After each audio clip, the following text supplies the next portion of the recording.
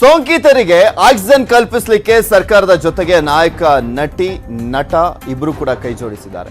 ಭುವನಂ foundation ವತಿಯಿಂದ ಶ್ವಾಸ ಹಾಗೂ ಬಾಂಧವ ಸೇವೆಗೆ ಚಾಲನೆಯನ್ನು ನೀಡಲಾಯಿತು.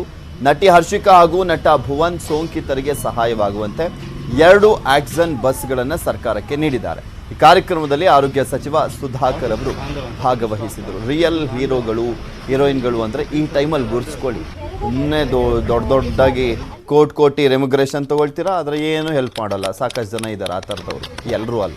ತುಂಬಾ ಬಡವರಿಗೆ, ತುಂಬಾ ನೀಡ್ ಇರುವಂತವರಿಗೆ ರೇಷನ್ ಕಿಟ್ಸ್ ಕೊಡೋದು ಅದು ಆಲ್ರೆಡಿ ಶುರು ಮಾಡ್ಕೊಂಡು ಬಂದಿದ್ದೀವಿ. ಇಟ್ ಇಸ್ ಕಾಲ್ಡ್ ಶ್ವಾಸ ಅಂತ. ಶ್ವಾಸ ಏನಂತ ಹೇಳಿದ್ರೆ it is an oxygen express, free oxygen express.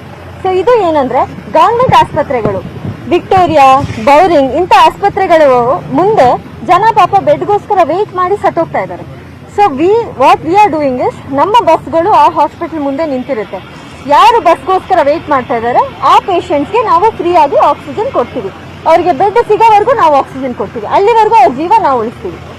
ಮೊದಲನೇದಾಗಿ ಒಂದು ಹಾಟ್ಲೈನ್ ಶುರು ಮಾಡಿದ್ವಿ. ಹಾಟ್ಲೈನ್ ಅಲ್ಲಿ ಬಂದಿದ್ದ ಕಾಲ್ಸ್ ಅನ್ನ ಕೇಳಿ ಅನಲೈಸ್ ಮಾಡಿದಾಗ 3-4 ಶಾರ್ಟೇಜಸ್ ನಮ್ಗೆ ಗೊತ್ತಾಯ್ತು. ಒಂದು ಆಕ್ಸಿಜನ್, ಒಂದು ಮೆಡಿಸಿನ್ಸ್, ಇನ್ನೊಂದು ICU ಬೆಡ್ಸ್. ಆಮೇಲೆ ಕೋವಿಡ್ ಪೇಷಂಟ್ಸ್ ಯಾರ್ಯಾರು ಮನೆಯಲ್ಲಿ ಐಸೋಲೇಷನ್ ಅಲ್ಲಿ ಇದಾರೋ, ಸೀಲ್ ಡೌನ್ ಆಗಿದಾರೋ, ಅವರು ಹೊರಗೂ ಬರೋಂಗಿಲ್ಲ, ಅವ್ರು ಯಾರು ಒಳಗೂ ಹೋಗಂಗಿಲ್ಲ, ಅಂತವರಿಗೆ ಸಹಾಯ ಮಾಡುವಂಥದ್ದು. ಅದಕ್ಕೆ ನಾವು ಏನ್ ಮಾಡಿದ್ವಿ ಅಂತಂದ್ರೆ ಫಸ್ಟ್ ಆಕ್ಸಿಜನ್ ಬಸ್ ಅಂತ ನಮ್ಮ ಶ್ವಾಸ ಅನ್ನೋ ಆಕ್ಸಿಜನ್ ಎಕ್ಸ್ಪ್ರೆಸ್ ಮಾಡಿದ್ವಿ.